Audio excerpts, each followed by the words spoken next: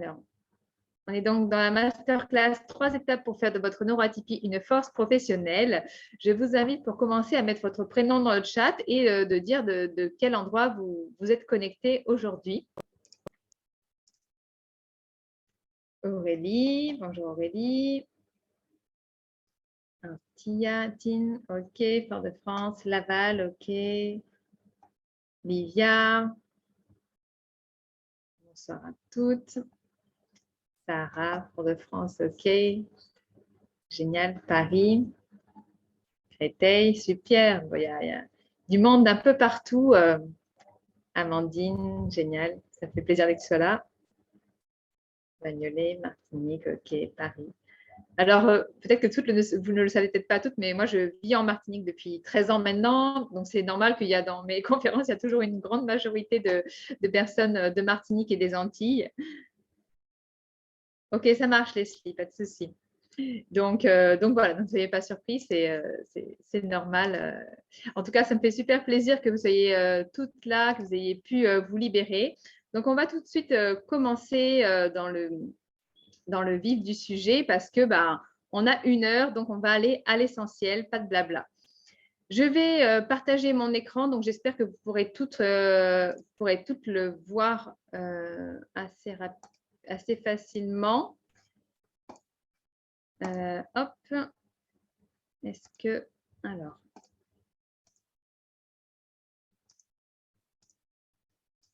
Hop.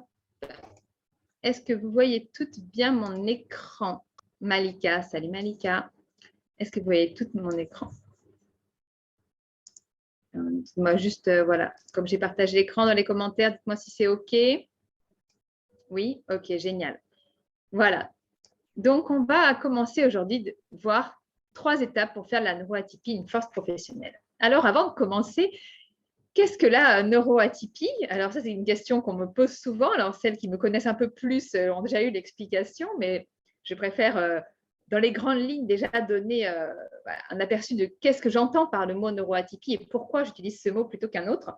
Alors, qu'est-ce qui est pour moi une femme neuroatypique? Pour moi, ce sont toutes les hypersensibles, les HPI, les HPE, ceux qui ont des troubles de 10, TDAH ou qui sont hyperactives, ou toutes celles qui se sentent en fait en décalage avec le fonctionnement normal. Donc, il y a les personnes qui sont atypiques et il y a les personnes qui sont les personnes qui sont typiques et les personnes qui sont atypiques, d'accord? J'aime bien ce mot parce qu'il n'a pas de côté jugeant, comme on pourrait l'avoir avec surdoué, haut potentiel. J'aime pas parce que ça sous-entend des gens qui sont sous-doués, qui ont un sous-potentiel, et je n'aime pas que ce côté jugeant. Moi, je l'aborde vraiment sous un angle, en fait, on est différents, mais il n'y a pas quelqu'un qui est mieux qu'un autre. Le tout, c'est de se comprendre et d'être heureux avec ce qu'on est. Moi, ma démarche, elle est vraiment comme ça. Et c'est pour ça que je tiens à utiliser ce mot plutôt qu'un autre. Après, on peut entendre zèbre. Enfin, les mots pour décrire cette catégorie sont assez vastes. Mais voilà, pour la petite introduction, voilà pourquoi moi j'ai choisi celui-là, même si ce n'est pas le plus connu, mais c'est quand même un qui correspond bien à ce que je trouve que représente notre vie. On se sent en décalage, on ne se sent pas adapté, on n'a pas les mêmes codes que la majorité des personnes, et c'est tout simplement. Donc, ce n'est pas pour ça qu'on doit changer pour être comme les autres, mais c'est de se comprendre pour être nous aussi heureux finalement avec qui on est. Voilà la démarche globale que je vais vous partager aujourd'hui. Au sommaire, donc on va commencer par un petit jeu. Vous allez écrire dans les commentaires quelle est votre plus grande faille, vous en tant que neuroatypique. Je vais vous partager quelle est la réalité des neuroatypiques en milieu pro actuellement et quelles sont les souffrances souvent reconnues. Quelles sont les 3 étapes justement pour faire de cette réalité une force? Et bien sûr, je vous partagerai les résultats qu'on peut espérer attendre lorsqu'on a fait un travail sur soi et quand on a décidé de se remettre au centre de sa vie, de s'accepter, de s'aimer tel que l'on est. Parce que quand on se connaît, on est puissant, mais quand on s'accepte, on est invincible. Et c'est vraiment à ça que je veux vous amener et c'est vraiment ça que je souhaite pour chacune d'entre nous, de tout cœur. Alors, pour commencer, allez-y, dites-moi dans le chat, quelle est pour vous votre plus grande faille professionnelle aujourd'hui? Qu'est-ce qui vous porte le plus préjudice? Qu'est-ce qui est comme un boulet presque au quotidien? Voilà, c'est ça que j'ai envie que vous me partagez dans le chat pour commencer. Qu'est-ce qui vous pénalise le plus? Est-ce que c'est votre hypersensibilité? Est-ce que ce sont vos grandes valeurs humaines qui ne sont pas prises en compte? Est-ce que c'est votre hyperactivité? Concentration et mémoire, ok. Éparpillement, concentration, d'accord. Le côté commercial, est-ce que tu peux préciser, Sarah? Hypersensibilité, ma super intuition. Ah ouais, alors c'est rigolo, hein, on va voir à quel point les deux côtés peuvent être. Je ne me fais pas suffisamment confiance. Ok, Corinne. L'importance des valeurs humaines. Ok.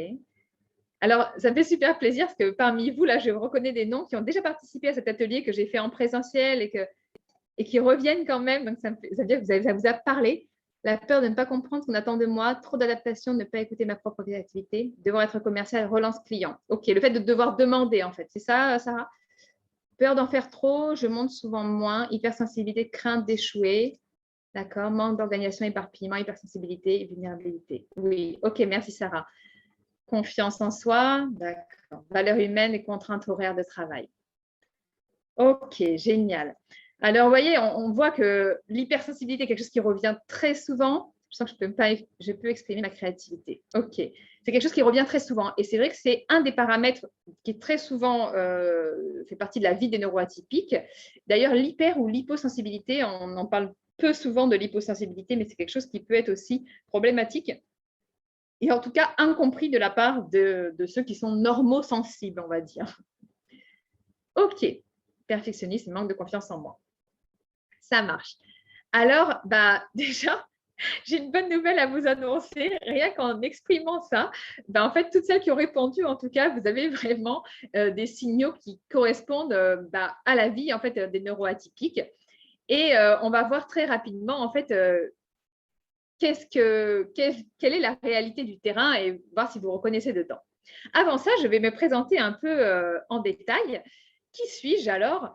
Moi, je m'appelle Cécile Simoneau, donc la plupart d'entre vous me connaissent déjà, d'autres un petit peu moins.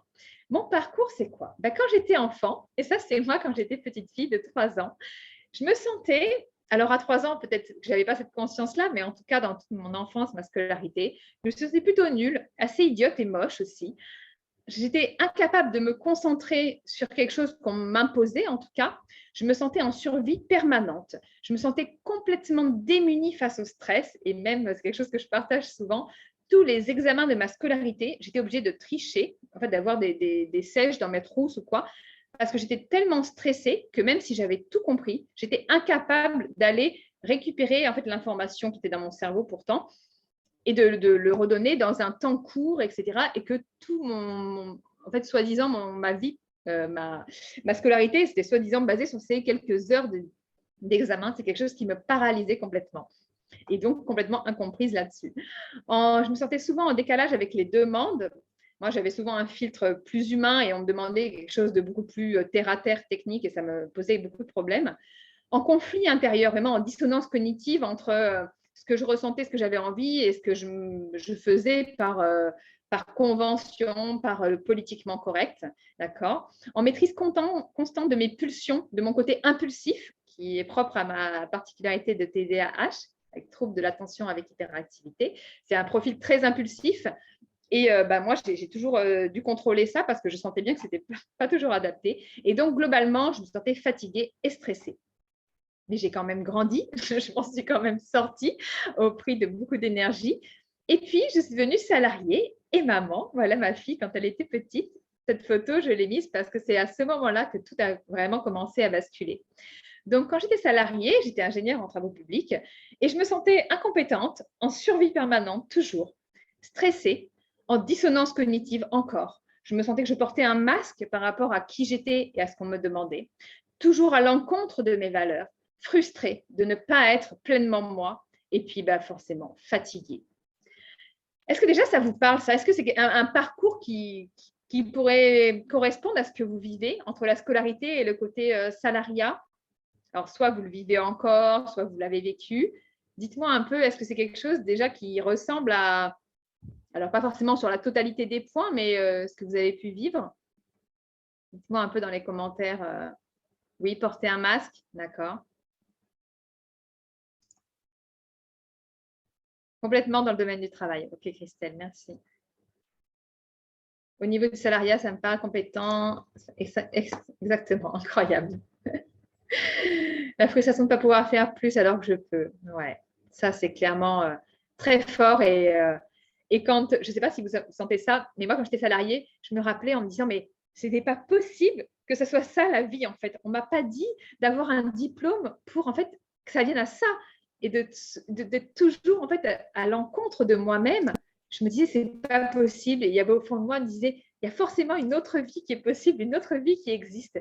Et j'ai vraiment, lors de la grossesse de ma fille et donc lors de ses premiers mois de vie, c'était vraiment cette petite voix qui me disait, en fait, je ne veux pas envisager cette vie-là comme exemple pour ma fille et même pour elle, pour sa vie future. C'est pas possible. Et si moi, je lui montre pas le chemin, en fait, elle aussi, elle va être obligée de subir ça. Alors moi, je sentais que j'allais vraiment vers une maladie auto-immune. Hein. Je sentais qu'il y avait quelque chose à me brûler de l'intérieur, comme un cancer qui commençait à m'attaquer. Au final, ça s'est déclaré par une maladie de Crohn. Mais vraiment, ça me rongeait, quoi. Et je me dis, j'avais vraiment l'impression de sauter dans le vide. Et c'est vraiment ce que j'ai fait. Et dans le sens figuré comme dans le sens réel. J'ai fait un saut en parachute, j'ai sauté dans le vide.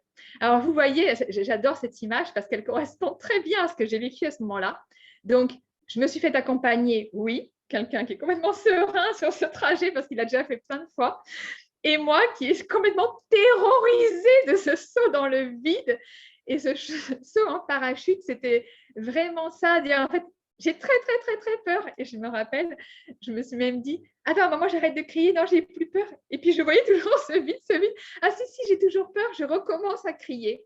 Et puis, voilà, le moniteur qui m'a accompagnée dans ce saut, qui lui a été totalement zen du début à la fin, quelle que soit mon émotion, quel que soit ce qu'on a pu se prendre comme courant d'air, peut-être moi la peur de tomber, mais lui, il savait que ça faisait partie du chemin.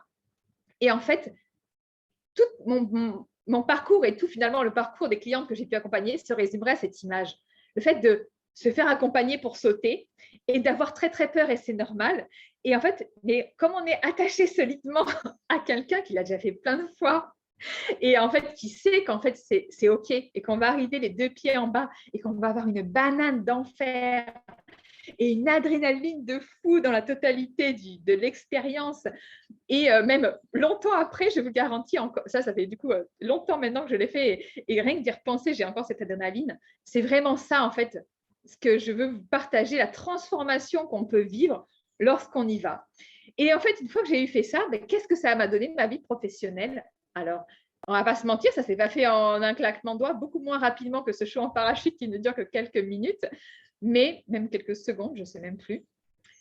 Aujourd'hui, voilà. Donc, j'ai été ingénieure en travaux publics et depuis, je suis coach pour femmes neuroatypiques, qu'elles soient salariées ou entrepreneuses. Je les accompagne sur 2 aspects. Je suis aussi conférencière, de plus en plus sollicitée. Je suis aussi praticienne en réflexe archaïque, quelque chose d'absolument passionnant dont je vous parlerai prochainement. Consultante en parentalité. Je suis aussi animatrice télé, cofondatrice d'un réseau d'entrepreneuses en Martinique et monitrice de canyon et d'escalade pour mes loisirs.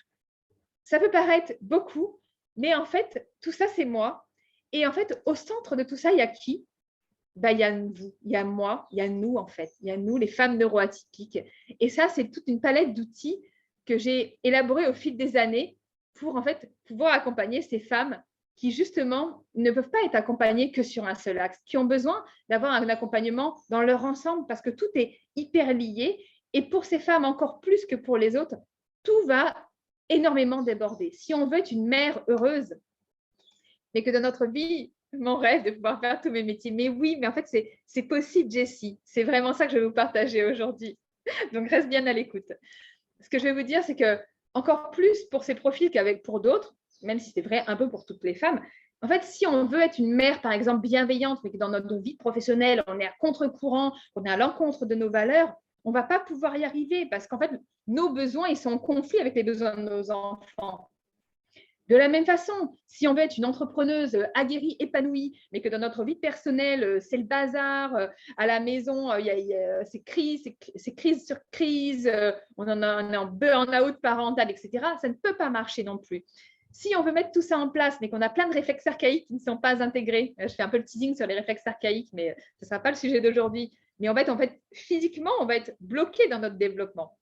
Et en fait, c'est tout ça que je veux vous dire, c'est qu'aujourd'hui, j'ai fait une synthèse de tout ça et c'est ça qui va vous permettre à chacune, parce que oui, c'est possible pour tout le monde, d'atteindre cet épanouissement sur toutes ces sphères et de ne pas avoir à choisir. Non, on n'a pas à choisir. Oui, Leslie, on représente notre entreprise, tout à fait. Alors, la réalité des neuroatypiques au travail, c'est quoi? On va voir si vous faites vraiment partie de ces profils. Attention. Au quotidien, c'est souvent des personnes qui ont de nombreux centres d'intérêt, donc souvent un risque d'éparpillement. Il y en a plusieurs d'entre vous qui l'ont partagé au début d'ailleurs. Donc, le risque, c'est de commencer plusieurs projets, de ne rien finir. Et soit si on est entrepreneuse, de faible rentabilité, et si on est salarié, d'avoir une image professionnelle pas terrible. Le risque aussi de s'ennuyer rapidement, donc un risque de démotivation. On va donner beaucoup d'énergie dans un projet et on va en avoir marre avant les premiers retours. Donc, encore une fois, si on est entrepreneuse, c'est faible rentabilité. Et si on est salarié, en fait, l'impression de jamais amener à terme un dossier et du coup, de la part de nos supérieurs, peut-être manque de crédibilité. Dans les variations émotionnelles, tout va bien, c'est génial, c'est merveilleux. Puis, le moindre retour négatif, que ce soit de nos collègues, de notre patron ou de clients, là, ça y est, on a envie de tout mettre à la poubelle, on n'est plus bon en rien, de manière je ne sais rien faire, etc. Et donc, forcément, un risque de découragement et d'abandon. Et on peut avoir envie de chercher la tranquillité, de dire, non, tant pis, je prends un poste avec moins de responsabilités. Ou si on est entrepreneuse, je retourne au salariat parce que je veux un truc très cadré où je n'ai pas besoin de réfléchir. Et puis, en fait, on sait très bien qu'à terme, ça ne marcherait pas. Et voilà, on est sans cesse trimballé dans ces extrêmes et jamais vraiment dans une sérénité. Aussi, le rythme de travail intense qui va être à la fois un bon côté, on va le voir, mais aussi qui peut être très difficile pour travailler en équipe parce qu'on ne va pas comprendre que les autres, ils vont à 50 km/h alors que nous, on va à 200 km/h. Alors, 50 et 200, sur une courte distance, ils vont être au même niveau, mais en fait, très vite, on va plus comprendre. Donc, divergence d'opinion dans l'équipe, que ce soit dans l'équipe, dans l'entreprise ou sinon dans notre équipe avec laquelle on travaille si on est entrepreneuse, des incompréhensions, des fois l'éclatement du projet. Enfin, vraiment, quelque chose qui peut être très difficile pour le travail en équipe quand on est comme ça. Et puis, le perfectionnisme aussi qui se retrouve très souvent, de risque de procrastination. Non, mais quand j'aurais fait cette formation? Non, mais quand j'aurais mis ça en place, etc. Et en fait, de toujours repousser à plus tard, de fait, évidemment, de jamais rien mettre en place. Et puis, en fait, de se générer des problèmes puisqu'on ne fait pas face aux besoins réels pour faire avancer, que ce soit notre poste, si on est salarié, ou notre entreprise. Vraiment, ça se passe. Alors déjà, moi, sur les 5, dans combien vous vous reconnaissez? Est-ce que c'est 5 sur 5? Est-ce que c'est 0? Dites-moi. Alors, celles qui se reconnaissent dans 0, je peux vous dire que la suite ne va pas vous apporter grand-chose, parce que ça veut dire que ça ne correspond pas à votre profil de fonctionnement. 5 sur 5, ok les filles. Vous êtes au bon endroit, vous pouvez rester jusqu'au bout. Ah, Aurélie, apostrophe, c'est quoi? 4, d'accord. Ah oui, ok. 3 sur 5, ok. Ok. 3 sur 5. Alors déjà, quand on en a, voilà, 3 sur 5, c'est que globalement, vous faites partie, ouais, voilà. Alors, le perfectionnisme est fini depuis mes enfants. Ça, c'est déjà bien. On n'a pas le temps pour le perfectionnisme. Ok, les filles. Et du coup, en fait, le problème de ça, c'est quoi? C'est que ça va découler sur des croyances limitantes, très limitantes. Je ne sais rien faire. Donc, en fait, on va s'enfermer dans un cercle vicieux de négativité. En fait, on va baisser nos capacités, alors qu'en fait, ce n'est pas le cas, mais c'est parce qu'en fait, on va se donner raison en fait, dans nos croyances. On peut aussi dire « je n'ai pas le choix » et on se résigne à subir notre vie. Non, mais après tout, je n'ai pas le choix parce que j'ai un crédit, parce que j'ai des enfants, parce que j'ai ça. Donc, je suis obligée de subir ça. Et on m'a toujours dit que c'était comme ça. Et ça, c'est la conséquence juste de tout ce qu'on a entendu depuis notre enfance, dans notre éducation, dans notre vie, dans notre scolarité, etc. Et on obéit, on se résigne, on laisse les autres décider de notre vie et on fait ce qu'on a toujours attendu de nous et on meurt à petit feu. D'accord? Et alors ça, celle-là, mais vraiment, vous la mettez à la décharge, quoi. Elle est horrible, celle-là. Le haut côté, on ne peut pas tout avoir. Donc, on s'oblige à sacrifier une partie de nous-mêmes. Donc, on nous a dit, ben non, hein, tu ne peux pas et être heureuse, et être riche, et être une maman épanouie, et être jolie, et être en bonne santé. Mais non, en fait, arrêtez. Au contraire, tout est lié. Donc oui, en fait, si vous voulez vraiment avoir un succès pérenne dans toutes les sphères de votre vie et un équilibre, vous ne pouvez pas choisir. C'est le paradigme, il est inverse. C'est vraiment ça qu'il faut reprendre comme contrôle. Donc, on nous a dit qu'il fallait choisir entre l'épanouissement, la rentabilité, nos valeurs, notre santé. Mais moi, je vous dis l'inverse. C'est seulement quand tout sera en harmonie que ça pourra marcher. Dans le corps humain, c'est ça. C'est un peu comme si vous disiez, eh bien, en fait, il faut choisir entre votre intestin, votre cœur et vos poumons.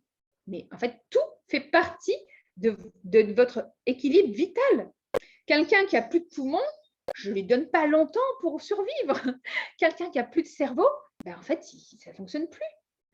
C'est exactement ça pour moi. Notre épanouissement, nos rentabilités, nos valeurs, etc., ce sont nos organes vitaux externes, on va dire, à notre survie. Est-ce que vous reconnaissez dans ça? On a l'impression de choisir. Et en fait, toujours à tourner en rond parce qu'en fait, à chaque fois, c'est une question de survie finalement. Donc ça, c'est vraiment quelque chose que j'ai envie de déconstruire vraiment. J'y tiens, j'ai vraiment à cœur de déconstruire ça pour le bien-être de chacune. Une autre croyance aussi qui en découle, c'est personne ne me soutient parce que personne ne me comprend. Et donc, on attend toujours des autres, en fait, une action. Oui, mais si mon chéri me dit que je pourrais faire, mais si quelqu'un croit en moi, en fait, la seule personne qui doit croire en vous, c'est vous-même. Parce que si ça ne vient pas de vous, en fait, les autres, ils vont mettre l'énergie à leur vie, à eux. Et au mieux, ils vous mettront au service de leurs rêves. Mais en fait, il n'existe pas de personnes qui vont mettre leur énergie au service de vos rêves à vous. Donc, si ça ne vient pas de vous, le changement, ça n'arrivera pas. Donc, je suis la seule personne responsable de ma vie et de mon bonheur. Écrivez-vous ça, vous le tatouez sur le front, vous le gravez sur votre miroir le matin, vous le mettez où vous voulez, mais il faut intégrer ça dans chacune de vos cellules. Vous êtes la seule personne. Tout doit venir de vous. L'autre croyance aussi, je suis trop vieille ou trop jeune. Moi, j'ai des personnes qui m'ont dit, mais je viens juste de finir mon diplôme et je sais déjà que je ne veux pas cette vie professionnelle. Mais en fait, il n'y a pas de moment. Le moment, c'est quand vous sentez que ce n'est pas votre voie. C'est ça le bon moment. Parce que c'est toujours plus facile de trouver des excuses que de passer à l'action. Alors, je suis désolée, ça ne fait pas plaisir d'entendre ça, mais c'est la réalité. Est-ce que ces 5-là, dans combien vous vous retrouvez? Dites-moi dans combien vous vous retrouvez sur ces 5 croyances. On ne peut pas tout avoir. Ouais, celle-là, elle fait mal. Primordial. Et moi, dans mes accompagnements, c'est vraiment par ça qu'on commence. Quoi. On n'a pas à choisir. 4, waouh, ça fait beaucoup. Ouais. Je compatis. Tout plein d'amour pour toi. 5, un seul, Aurélie. OK, 4, 5, 3, 4, 4, 5. OK, les filles.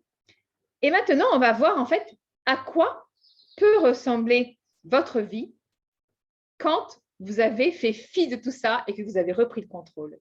Et bien en fait, la vie d'un neuroatypique au travail qui s'assume, ça peut être un fort leadership, une forte capacité à motiver, à convaincre, à inspirer, à guider, une forte créativité, donc une facilité à se démarquer, beaucoup d'idées, des offres innovantes ou des idées innovantes. Si vous êtes salarié, hein, c'est OK de rester salarié, hein, mais voilà, vraiment de facilité à s'affranchir de la concurrence, à se démarquer des autres, facilité à comprendre les gens aussi. Donc, on va plus facilement inspirer confiance, avoir un contact humain plus aisé, une relation de confiance importante, un meilleur impact dans les solutions adaptées aux besoins, beaucoup plus facilement que des gens qui vont le faire par une méthode. Alors que vous, ça va être vraiment du tac au tac, l'instinctif, quoi. Vous avez un gros potentiel de travail, des résultats rapides, des facilités d'apprentissage, capable de beaucoup en peu de temps et une meilleure rentabilité, à condition de ne pas se faire happer par les mauvais côtés qu'on a vus juste avant. Et le perfectionnisme, qui peut être un gros atout, parce qu'une satisfaction client assez facile, puisque les gens vont être habitués par la qualité de votre travail, de votre rendu, des valeurs humaines que vous respectez. Parmi vous qui êtes là, il y en a qui me suivent depuis toute ma reconversion et qui me suivent depuis que j'avais créé une école Montessori, qui me suivent depuis que je suis consultante en parentalité, dans toutes mes conférences, qui ont suivi plusieurs de mes formations en tant que consultante en parentalité, qui me suivent après dans le côté, épanouissement professionnel, puis dans mon réseau d'entrepreneuses. Et pourquoi? D'ailleurs, merci, je vous aime vraiment, merci pour votre confiance. Mais pourquoi elles me suivent? Parce qu'en fait, elles savent que quoi que je fasse, je le fais avec passion, je le fais avec le cœur, et que quel que soit le métier, enfin la casquette que je vais prendre, au cœur, pour moi, le plus important, c'est toujours l'humain. L'humain, l'humain, l'humain. Et mon perfectionnisme à moi, il est sur l'humain, avant tout. Et chacun a le sien, mais en fait, le perfectionnisme, il peut avoir cet aspect-là, de dire en fait, avec cette personne-là, je suis toujours rassurée sur la qualité du travail qu'elle va me rendre. Et quand on travaille avec des gens comme ça, on ne peut plus envisager travailler avec quelqu'un d'autre. Il y a une personne que certains d'entre vous connaissent, dont je vous reparlerai après, qui est aujourd'hui mon bras droit, qui est ma meilleure amie, mon âme sœur, ma confidente, enfin, c'est tellement de choses dans ma vie, qui a été une cliente avant. Et en fait, c'est Anna Pérez, donc certains d'entre vous la connaissent. Et elle-même, moi, je travaille aussi avec elle. On se délègue des choses mutuellement. En fait, c'est assez rigolo. Et pourquoi je ne peux plus envisager de travailler avec d'autres personnes qu'elle? Parce qu'elle a ce perfectionnisme, parce qu'on se comprend sur les valeurs, parce que tout ça. Et toutes les personnes avec qui je travaille, c'est pareil. Ma community manager aussi. Et en fait, voilà, c'est ça que je veux vous dire. C'est que ça peut être un super atout, à condition que ce ne soit pas quelque chose qui vous bloque dans votre développement. OK? On continue. Maintenant, je vais vous partager les 3 étapes pour faire de cette neuroatypie justement une force pro. Là, derrière cette image, c'est bien la preuve que c'est un pas après l'autre. Il n'y a pas une formule magique qui va dire là, vous claquez des doigts et ça y est, c'est réglé. Non, je ne vais pas vous mentir. Ça demande du travail et ça demande de la persévérance et du courage et d'aller un pas après l'autre, petit pas après. Mais par contre, je peux vous promettre une chose, c'est que si vous donnez les moyens de faire ces petits pas, vous aurez vraiment cette vie professionnelle, mais que vous allez surkiffer et vous allez impacter et vous allez avoir vraiment cet équilibre qui fait tant rêver d'autres, mais qui est vraiment accessible en fait. Ce n'est pas une illusion. Alors, comment on fait? Eh bien, on ne le répétera jamais après. On commence par se connaître. Et oui, quel est votre profil? Quelles sont vos forces? Quels sont vos leviers pour briller? Est-ce que vous savez déjà ça?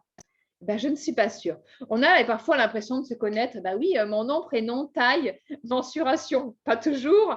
Et en fait, ce n'est pas ça, se connaître. C'est au fond de vous, dans chacune de vos cellules. Qu'est-ce qui vous anime? Qu'est-ce qui vous révolte?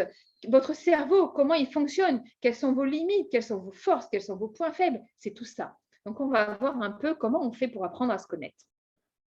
Déjà, il y a 2 profils qu'il faut un peu apprivoiser. Le profil HPI, qui est haut potentiel intellectuel, que je n'aime pas. Moi, je préfère mettre le mot haut quotient intellectuel, en fait. Parce que le côté, comme je vous disais, haut potentiel sous-entend qu'il y en a qui ont un sous-potentiel et j'aime pas ça. Donc, bref, ça s'appelle comme ça, en tout cas. Donc, qui désigne en fait les personnes avec un quotient intellectuel compris entre 130 et 160, selon un test officiel, d'accord? Sans avoir fait ce test officiel, on peut avoir quand même une idée si on fait partie de ce profil-là. Donc, 6 caractéristiques qui peuvent vous donner une idée d'eux. Attention, ce n'est pas parce que vous avez 6 sur 6 que vous êtes officiellement HPI, mais en fait, on s'en fiche. Du moment que vous vous reconnaissez là-dedans et que les solutions vous font du bien, moi, c'est tout ce que je vous souhaite. Et moi, ma démarche, elle est dans ce sens en tout cas. Les personnes qui vont être intuitives et créatives, qui vont avoir des problèmes avec l'autorité. Souvent, des enfants, d'ailleurs, au potentiel, sont des enfants très difficiles à vivre. Des personnes qui ont une pensée anaborescente très large, qui, en fait, d'un mot ou d'une musique ou d'une odeur vont partir hyper loin et complètement déconnectés en fait de la discussion qu'ils sont en train d'avoir. Des personnes qui ont une grande soif d'apprentissage. Ah ouais, ça a l'air passionnant. Oh là là, j'ai découvert ça, c'est génial. Oh là là, l'année prochaine, je me forme à ça. En fait, des personnes qui sont toujours, en fait, c'est presque une boulimie d'apprentissage et qui ont du mal à se réguler même. Moi, j'en fais un peu, j'ai un peu ce travers-là, mais je me soigne. Sans aiguille de l'observation, en fait, c'est un peu des cerveaux court-circuit. En fait, dans une situation, très rapidement, vous voyez en fait où en fait on doit en venir. Et des personnes du coup dans le salariat qui vont avoir du mal avec l'autorité parce que dire mais le patron mais il comprend rien et tout, là, il faut faire ça. Mais comme on n'a pas ce rôle d'autorité, on n'a pas le droit de le faire. Et du coup, c'est une dissonance cognitive interne qui va nous faire qu'en fait, on va se sentir pas bien, créer en fait une rancœur ou un mal-être. Et du coup, souvent, on va avoir tendance à changer souvent de travail, etc. Mais on va toujours tomber là-dedans. C'est pour ça que je n'arrive pas à travailler en groupe. Bah oui, je compatis, Sarah. Je compatis vraiment. Et le 6e, donc, avoir souvent des intérêts différenciés, décalés ou très ciblés qui ne vont pas être compris des gens de notre tranche d'âge et de notre environnement parfois professionnel. On peut être, je ne sais pas, moi, je vais prendre mon exemple, quand j'ai travaillé dans les travaux publics, j'étais passionnée par la naturopathie, je suis passionnée par les plantes médicinales, je connais plein de plantes aux Antilles pour soigner plein de maux, et d'ailleurs, on ne se soigne que comme ça chez nous. Et en fait, quand je partageais ça des fois avec mes collègues, en fait, ils disent mais attends, t'es chargée d'études dans les travaux publics. Et c'était complètement décalé, en fait, et les gens ne comprenaient pas que je puisse avoir une compétence pour chiffrer des chantiers en travaux publics et voir quelle rotation de camions et de dimensionnement de séparateurs et carburant on devait faire, et puis que je sois passionnée par les plantes médicinales. D'un côté, ils avaient raison, c'est vers une dissonance cognitive en moi, mais l'un n'empêche pas l'autre. Voilà, en tout cas, c'est ça. Alors, dites-moi sur 6, dans combien vous vous reconnaissez? Oui, alors tout à fait, Sarah, mais tu vas voir que c'est quand même possible. 5 à 6 pour la petite blague, il y a des jours où je me fatigue toute seule. Non, je compatis, Aude. Moi aussi, je me fatigue toute seule des fois, je ne t'inquiète pas. C'est normal. 4, Corinne, OK. Tout, 5. 5 sur 5. Alors, Fanny, il y en a 6 en fait. 2, 3, OK. Donc, en tout cas, plus vous avez un score élevé et plus je vous invite, d'accord, 6 sur 6, plus je vous invite à aller explorer ce profil-là, d'accord? 4 sur 6, Amandine. OK, génial, les filles. Alors, on continue avec le 2e profil qui, pour moi, est finalement le même profil, mais avec peut-être une dominance. Voilà. 6 sur 6, je cherchais, mais vraiment 6 sur 6. Bah, bienvenue, Jessie. Plein de bisous, les filles, à toutes. Je compatis. Mais c'est une super nouvelle, malgré tout. Vous allez voir après. Le haut potentiel émotionnel, maintenant, dont on parle un petit peu moins quand même, c'est une intelligence qui correspond particulièrement à la sphère émotionnelle.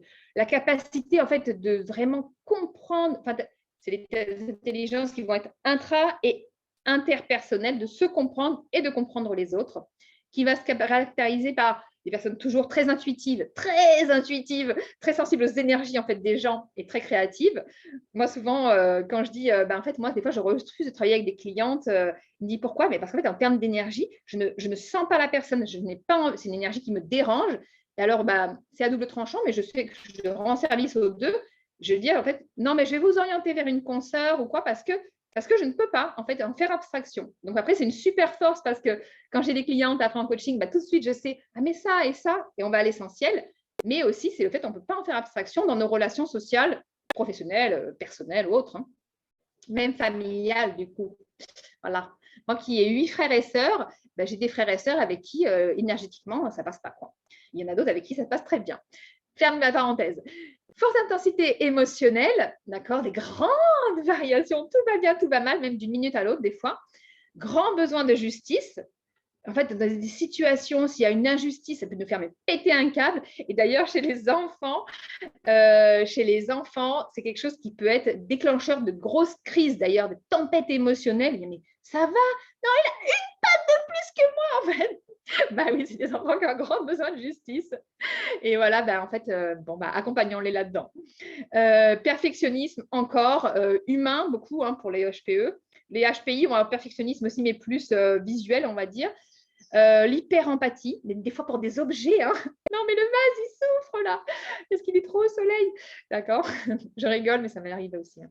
Et une forte sensibilité sensorielle ou au contraire une hyposensibilité des fois, selon les personnes. Alors, le vêtement qui gratte, ou des odeurs qui nous dérangent, ou des bruits, enfin, il y a trop de bruit, etc.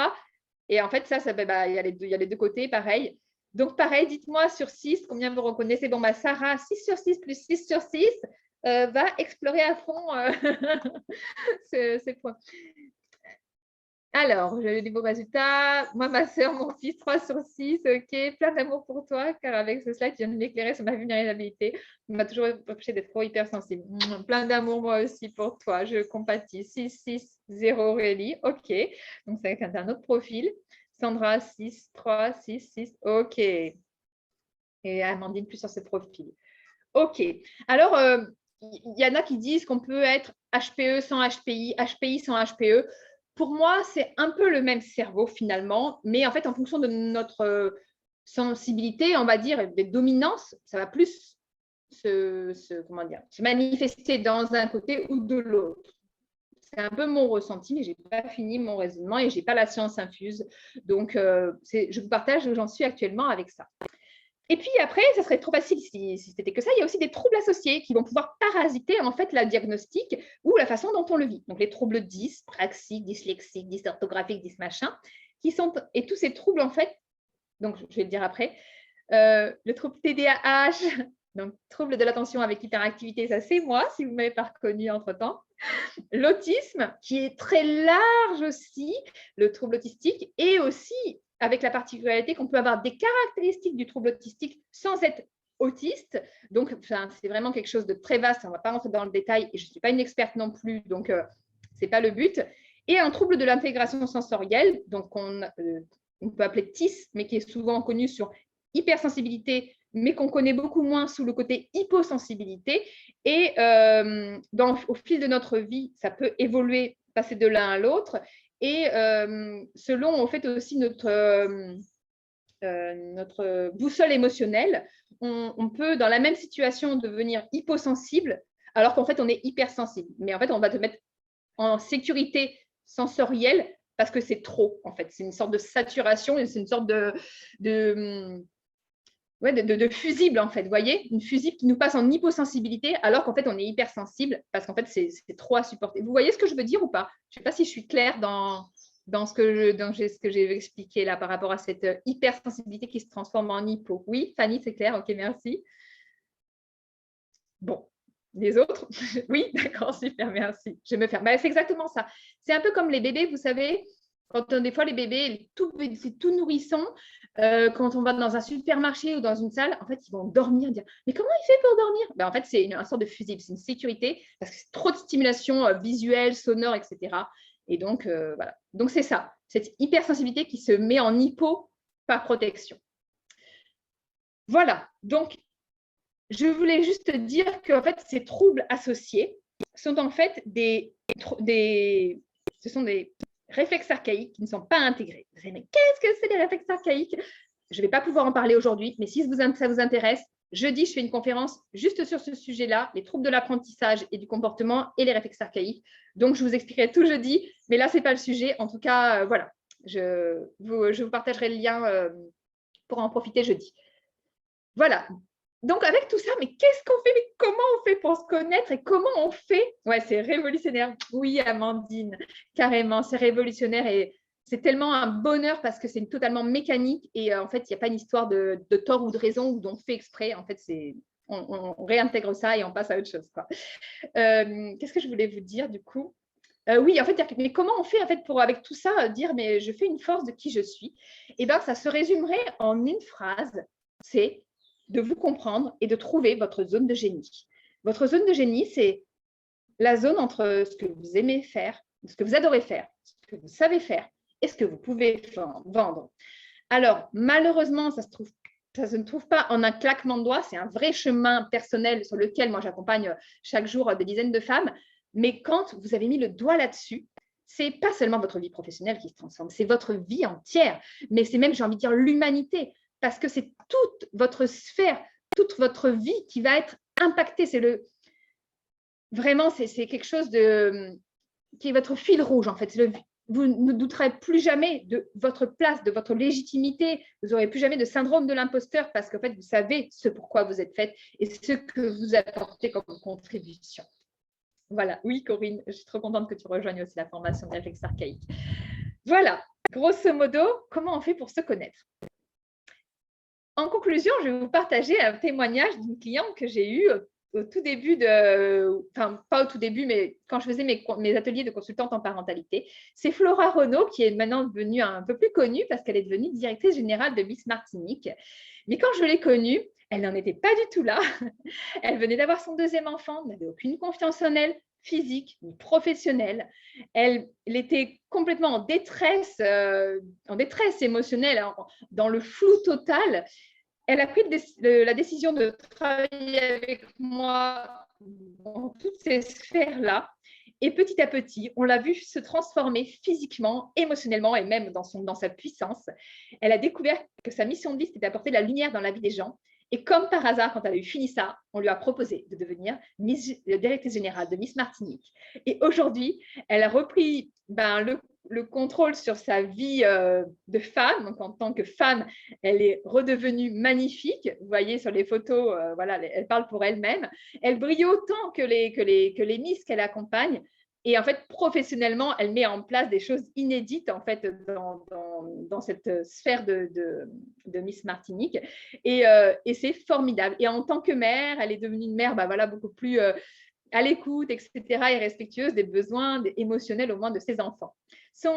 Je vous partage le témoignage qu'elle m'a laissé sur ma page Google Business. Voilà, quelle belle rencontre cette Cécile, un véritable tournant dans ma vie de femme, dans ma vie de mère. Quand elle m'a connue, donc elle était en poste professionnelle et aujourd'hui DG donc de Miss Martinique. Même si c'est sûr, c'est un ensemble qui l'a poussée à ça. Elle dit que le travail accompli avec moi en fait pleinement partie. Elle connaît donc sa mission de vie, c'est comme un moteur, une direction. Voilà. Et en fait, quand j'avais accompagné Flora, c'était des coachings que je faisais en présentiel, c'était avant le confinement. Et donc, j'avais nommé le groupe les Working Moms. Voilà pourquoi elle dit merci Working Moms. Voilà. Maintenant, l'étape 2, c'est quoi? C'est maintenant que vous connaissez, d'accord. Moi, j'aimerais trouver une autre planète où me poser. Tu es en train de la trouver, Sarah. Vous allez réorganiser votre vie en fonction de vous. Et contrairement à ce que vous avez fait jusqu'à maintenant, où vous avez organisé vous en fonction des autres, là, c'est complètement l'inverse. Comment faire? Établir votre vision à long terme, moyen terme, côté pro et perso, où vous vous voyez à 3 ans, à 1 an, à 6 mois. Qu'est-ce que vous avez mis en place aujourd'hui? Est-ce que ça vous permet d'atteindre ces objectifs? Évaluez ça. La deuxième chose, déléguez en fait ce qui n'est pas dans votre zone de génie. Que vous soyez salarié, dites non à ce qui n'est pas dans votre zone de génie. Si vous êtes entrepreneuse, trouvez des personnes qui font ça beaucoup mieux de vous et focalisez-vous sur ce que vous apportez vraiment. La troisième, c'est de rester authentique en toutes circonstances, lors des coups durs, lors des réussites, lors des prises de conscience, lors de vos erreurs, dans votre vie pro comme perso, dans ce qui vous motive, dans les gens à qui vous vous adressez. En fait, soyez en cohérence, soyez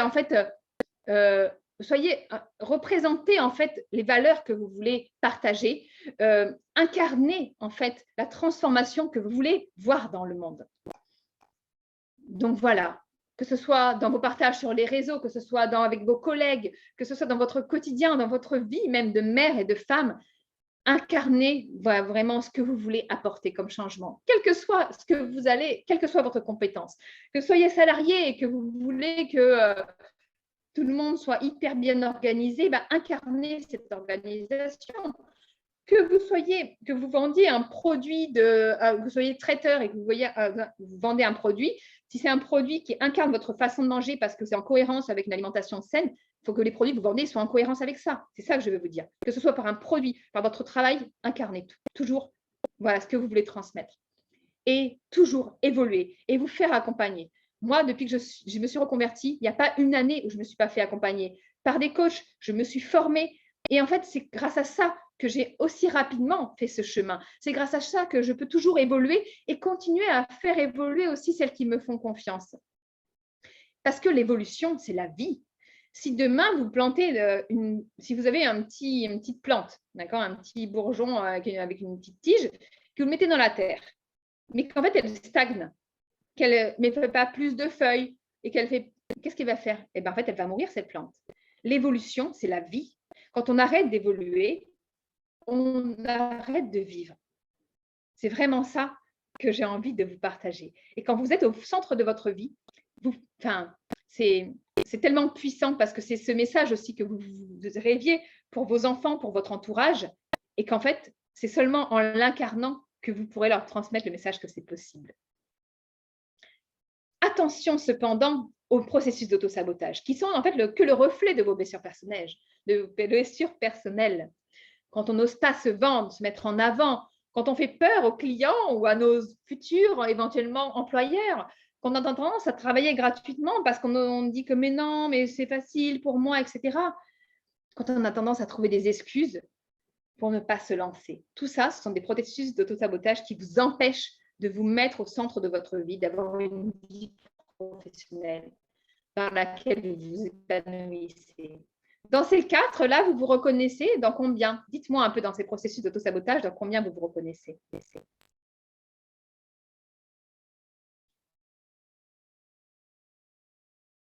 Dans 2, la moitié, d'accord. 3, 3, 2, 2. OK. 50%, c'est déjà pas mal. Il faut viser le zéro, quoi. C'est tolérance zéro pour ces processus d'auto-sabotage. C'est vraiment ça. On va voir comment on continue. Avant ça, je vais vous partager le témoignage en fait de Marie, qui en fait a suivi aussi mon coaching. Et c'est rigolo parce que Marie, elle m'a rejoint alors qu'elle faisait le même travail que je faisais avant. Et c'est ça qui l'a invitée à rejoindre mon programme. Et en faisant le choix de faire ce programme, j'ai eu la chance de me redécouvrir complètement et de retrouver en fait ce pourquoi je suis réellement faite, c'est-à-dire contribuer à un monde meilleur, et ce à n'importe quelle échelle de la vie. Ce fut comme une révélation, et la sensation que j'ai eue ce jour-là fut indescriptible, car je me suis sentie comme sortie d'un long chemin dans le brouillard dont je ne voyais pas du tout le bout. Malgré les hauts et les bas, Cécile a toujours été présente et à l'écoute. Je ne le remercierai jamais assez. Donc si vous aussi vous vous sentez perdu, vous avez un manque de confiance en vous, n'hésitez plus et prenez les choses en main pour sortir de ce mal-être. Et faites-nous confiance, vous en sortirez que grandi. Et Voilà. Merci à Marie pour son témoignage, pour son retour. Et à chaque fois que j'ai des retours comme ça me rappelle à quel point, en fait, je suis une femme comme vous, en fait. Moi aussi, j'étais cette femme totalement perdue, désespérée. Et c'est parce qu'il y en a d'autres qui avaient compris des choses avant moi et que je me suis fait accompagner par ces personnes-là que j'ai réussi à vraiment sortir de ce trou noir, de cette vie, en fait, où je vivais au jour le jour. Et je me dis que tout ensemble, on va vraiment changer l'équilibre en fait de ce quotidien. Je coupe ma vidéo parce que je m'aperçois que j'ai une moins bonne qualité qu'au début de réseau. Et la troisième étape, c'est de s'autoriser à briller. Ouais, parce que briller, c'est déjà permettre aux autres de faire la même chose. Et c'est nous aussi, c'est aussi se permettre d'aller là où on doit être. Si le soleil ne brillait pas, tous on mourrait.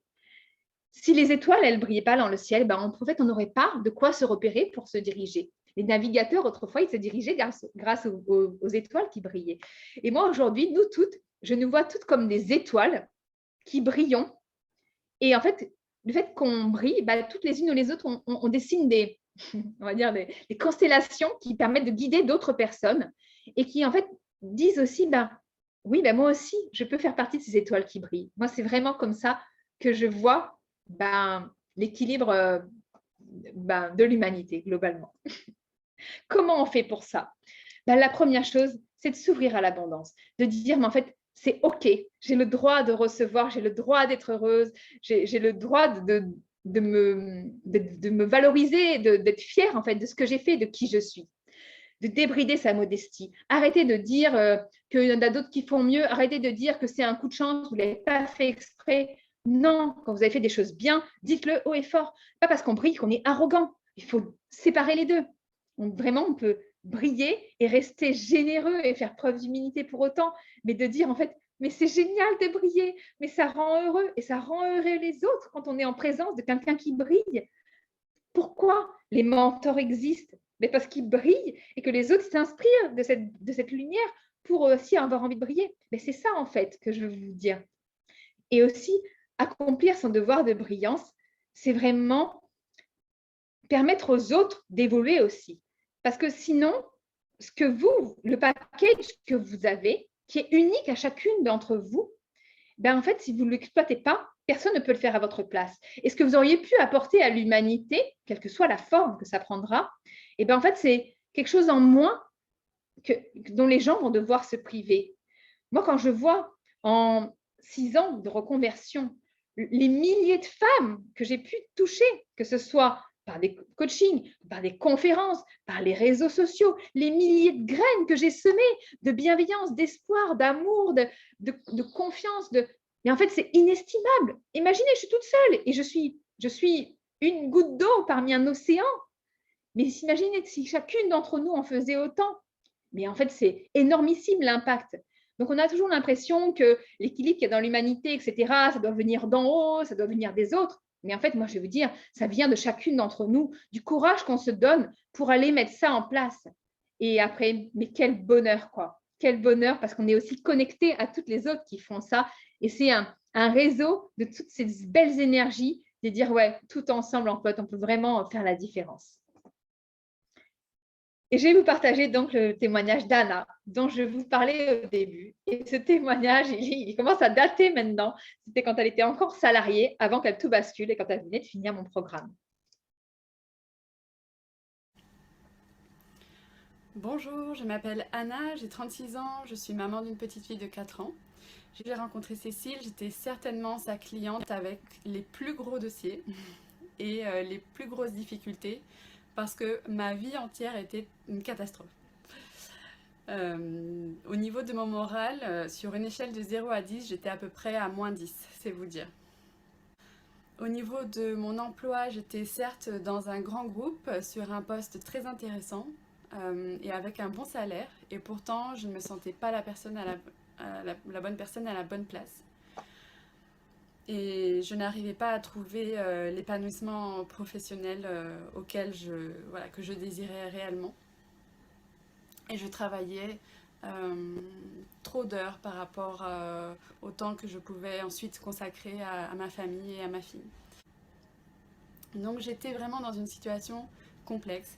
Et c'est grâce aux innombrables outils que m'a transmis Cécile, à son soutien inconditionnel, sa détermination, sa compréhension vraiment approfondie des défis que peuvent rencontrer les femmes de nos jours, que j'ai petit à petit réussi à me délester des grosses difficultés que j'avais et à me centrer sur mes compétences, mes valeurs, et petit à petit à me remettre au centre de ma vie.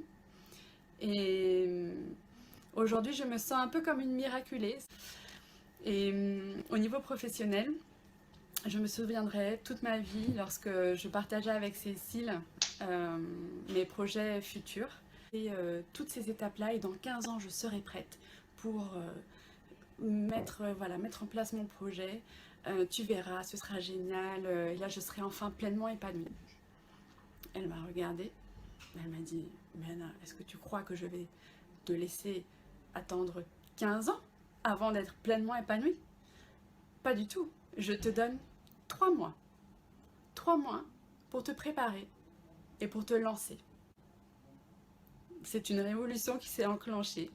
Et avec son accompagnement et tous les outils qu'elle m'a donnés, effectivement, en 3 mois, j'ai pu mettre en place tout ce qu'il fallait. Et au jour d'aujourd'hui, je suis à quelques jours de quitter mon emploi salarié. Et pourtant, je suis vraiment confiante, je n'ai aucune peur. Et j'ai déjà reçu des propositions de collaboration, des appels de futurs clients pour travailler dans le domaine qui me passionne. Et pour ça, je voulais, Cécile, te remercier infiniment et également souhaiter à toutes les femmes de pouvoir vivre cette expérience qui transforme une vie. Voilà, je suis toujours très émue par ce témoignage d'Anna parce que c'est devenu quelqu'un de tellement important dans ma vie de femme et de professionnelle que ça reflète ce que je viens de vous partager sur le fait qu'on soit toutes en fait ensemble. Alors, attendez, il y a un micro. Maintenant, je vais vous partager en fait un petit aperçu des résultats donc, que les femmes peuvent en fait, peuvent obtenir après avoir fait un travail sur elles-mêmes. Et c'est tout simplement, mais de façon très puissante, de la confiance en soi, une brillance assumée, de la sérénité, une lucidité aussi sur les choix à prendre, un succès professionnel, quelle que soit la façon quelle que soit votre définition du succès et quelle que soit la forme dont il prendra, parce que le succès professionnel, ce n'est pas avoir beaucoup d'argent, c'est pour beaucoup de plus en plus un équilibre entre tout et donc chacun a ses critères de succès, c'est ça que je veux vous dire, et un alignement permanent avec vos valeurs. Et ça ne sera plus jamais une option que vos valeurs ne soient pas respectées. Et quand on a repris cet alignement, on dit mais comment j'ai pu vivre aussi longtemps sans respecter ça?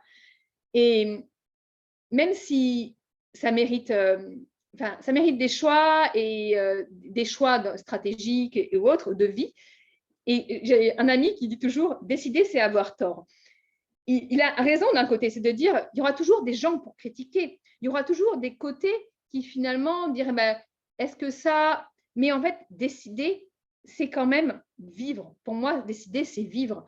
Parce qu'en fait, quand on ne décide jamais, on ne vit pas, on subit. Et surtout, on subit et on est à la merci de ceux qui, eux, décident. Donc, voilà, moi, la vie que je vous souhaite de tout cœur. Quelle que soit la façon dont vous l'atteindrez, je vous le souhaite de tout cœur. Et moi, pourquoi mon accompagnement, il est unique? Parce que déjà, c'est un cheminement que personnellement j'ai vécu, donc je comprends forcément ce que vous vivez. Il est adapté au profil neuroatypique parce que j'ai ce filtre-là qui est très présent et dont je prends en compte. Donc, chacune va avoir son chemin. Il y a un changement très rapide. Vous serez en lien avec une communauté de femmes qui vous comprennent. Il y a une approche qui prend en compte donc la professionnelle, c'est vraiment un épanouissement professionnel, mais qui est aussi la femme et la mère, un rythme personnalisé et puis donc des conseils sur mesure. Et par exemple, j'ai une cliente qui, quand elle me dit oui, mais j'ai ce stress qui est toujours fréquent, je vais pouvoir le dire, tu peux aussi compléter avec un petit exercice d'intégration de ce réflexe archaïque qui t'embête, en fait, qui t'empêche d'être pleinement sereine. Donc voilà, c'est vraiment… et chacune de mes actions, chacun de mes choix, il vient du cœur. Il est vraiment fait avec amour parce qu'avant tout, c'est un soutien inconditionnel que vous trouverez avec moi. Maintenant, pour finir, je vais vous partager le témoignage d'Amélie qui a aussi suivi mon coaching et qui… ce témoignage, il a quelques… Ah oui. Quand j'ai rencontré Cécile, en fait, j'étais perdue. Ne sachant plus où aller, qui j'étais, mes émotions prenaient le dessus, c'était vraiment compliqué. On m'avait parlé de coach de vie, que voilà, je connaissais pas vraiment le métier, donc on m'en avait conseillé un que j'avais été voir.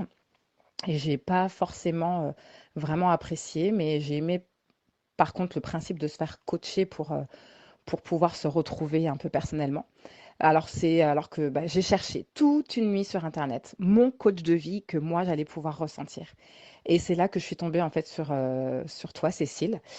C'était vraiment pour moi miraculeux parce que voilà, tu me parlais vraiment dans mon fort intérieur. Je me sentais vraiment connectée à toi. C'est vrai que toutes les vidéos euh, me plaisaient, je les avalais toutes. Et j'ai fini par prendre rendez-vous avec Cécile par téléphone pour le lendemain, parce que j'ai pas dormi, vraiment, ça m'avait scotché. Et là, on est resté parler 1h30 au téléphone. Et là, tout de suite, en fait, Cécile m'avait cernée, comprise, et enfin, je pouvais mettre des mots sur qui j'étais, sur ce que je ressentais. C'était assez fou. Et du coup, j'ai pas hésité à me faire accompagner par Cécile tout de suite parce que enfin, je me sentais vraiment libérée de. Et puis j'avais besoin en fait de me sentir épaulée par rapport à la période de vie que j'étais en train de vivre et qui m'enfonçait de plus en plus en fait. Et aujourd'hui, ça fait quelques semaines que j'ai commencé et vraiment Cécile m'appelle toutes les semaines. Elle met vraiment d'un réel soutien parce que en plus de la formation qui te pousse vraiment à aller dans tes retranchements, Cécile, elle est d'une bienveillance, d'une écoute qui t'aide vraiment à aller de l'avant. On ne se sent pas jugé. Moi, personnellement, je me sens pas jugée et je me sens vraiment portée par sa bienveillance. Et, je ne suis plus du tout la même déjà qu'au début de cette formation. Et ça fait pas pour le coup longtemps que j'ai commencé, mais même si j'ai pas encore fini cette formation, vraiment, je peux dire vraiment un grand merci à Cécile parce que vraiment, elle m'apporte beaucoup. Elle m'apporte beaucoup rien que par rapport à son écoute, sa bienveillance et sa compréhension de ce que je peux vivre en ce moment. Et ça m'aide en fait à aller vers, je pense, qui je suis et qui, je suis sûre, va m'aider à trouver vraiment ma mission de vie. Voilà. Et pour la petite anecdote, entre-temps, Amélie a bien sûr continué. Et en fait, elle a quand même commencé à travailler avec une autre ancienne cliente à moi qui s'appelle Marine. Et du coup, elles travaillent ensemble. Et c'est toujours rigolo aussi, parce que c'est plusieurs fois que des clientes se rencontrent dans le programme et décident de travailler ensemble. Et c'est vraiment génial, quoi. Voilà, le live arrive à sa fin. Maintenant, pour finir, ce que j'avais envie de vous partager, c'est une citation que j'aime beaucoup, c'est la créativité et le génie ne peuvent s'épanouir que dans un milieu qui respecte l'individualité et célèbre la diversité. Et moi, j'ai vraiment envie qu'on célèbre notre diversité, que vous soyez fiers d'être différente, que vous soyez fiers d'être vous et unique et de pleinement le savourer, quoi. Alors, non, je ne reçois pas des hommes, mais s'il y a des personnes qui sont intéressées, je peux les réorienter vers des personnes de mon réseau. Voilà, donc pour celles d'entre vous qui souhaitent déposer leur candidature pour obtenir un appel avec moi, vous pouvez scanner ce QR code avec votre smartphone. Je prends très peu de personnes dans mes programmes parce que j'ai vraiment envie d'avoir un accompagnement personnalisé et adéquat avec les besoins. Donc, j'ai seulement 12 places pour des appels. Donc, les plus rapides seront servis, les autres seront servis en première, les autres seront sur liste d'attente. Et en fonction, je vous recontacterai selon mes disponibilités futures. Est-ce que vous arrivez tout à scanner le QR code? Sinon, est-ce que vous avez besoin que je partage le lien? Alors, attendez, je vais mettre le lien. Hop, je vais remettre le QR code, mais je vais vous mettre le lien dans le... Je mets le lien dans le chat pour celles qui ne peuvent pas scanner et je vais remettre le partage du QR code s'il y en a qui peuvent le scanner.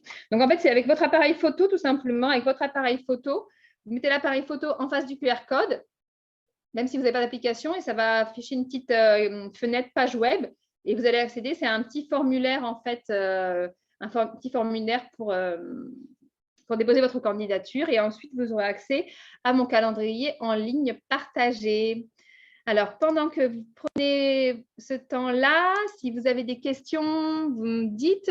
Et puis, sinon, voilà, dites-moi en quelques mots dans le chat qu'est-ce que ce live vous a apporté, comment vous en repartez, qu'est-ce qui est un truc que vous avez particulièrement apprécié. Voilà, j'attends vos messages.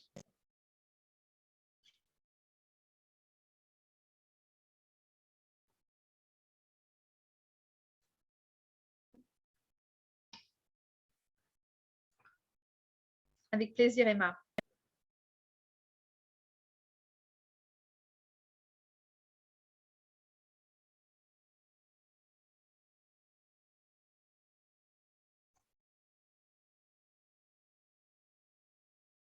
Avec plaisir. Avec grand plaisir. Je suis ravie que ça vous ait plu, très contente d'avoir participé, enrichissant. Merci Christelle. Avec plaisir, Sarah. Non, on n'est pas seul, Aurélie.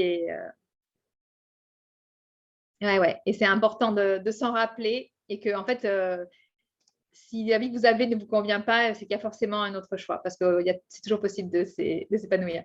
Je me sens moins seule, avec plaisir. Ah, Emmanuel, d'accord, c'est toi, ok. Non, tu n'es pas une extraterrestre. Oui, bonne nouvelle. Ça me parle complètement, j'ai l'impression d'être moi un alien. Avec plaisir, Louisia. Merci à toutes. Je suis ravie que ça vous ait plu, que vous ayez passé un bon moment. Je suis toujours ravie de partager avec vous ce qui me passionne, ce qui m'a fait du bien, ce qui me permet aujourd'hui d'être complètement épanouie. Merci, je suis toujours cheminement personnel, ravie d'avoir pu suivre l'intégralité. Merci Leslie, ravie aussi, merci de ta confiance, de toujours me suivre. Leslie fait partie des personnes qui me suivent depuis très longtemps. Je crois que ça a été dans mes premières abonnées Instagram il y a 5 ans quand j'ouvrais mon premier compte. Merci à toutes pour votre présence. Je vais remettre le lien pour déposer votre candidature sur le groupe WhatsApp s'il y en a certaines d'entre vous qui n'ont pas eu le temps. Merci Corinne, avec grand plaisir. Et puis voilà, celles qui n'ont pas eu la possibilité de prendre un créneau, je recevrai votre candidature et je vous recontacterai par la suite quand j'aurai d'autres créneaux qui se libéreront. Je vous embrasse, je vous souhaite le meilleur, quel que soit le chemin que vous empruntez pour y arriver. Je vous souhaite vraiment tout plein de bonheur et d'épanouissement parce qu'en fait, ça ne devrait pas être autrement la vie, parce que ce n'est pas réservé aux autres. Vous aussi, vous y avez le droit. Et voilà, et dès aujourd'hui, vous y avez le droit, quoi. Merci Cindy. Bonne fin de journée à toutes et puis à très très vite. Bye bye. J'ai tenu mon timing de 1 heure. Je vous libère.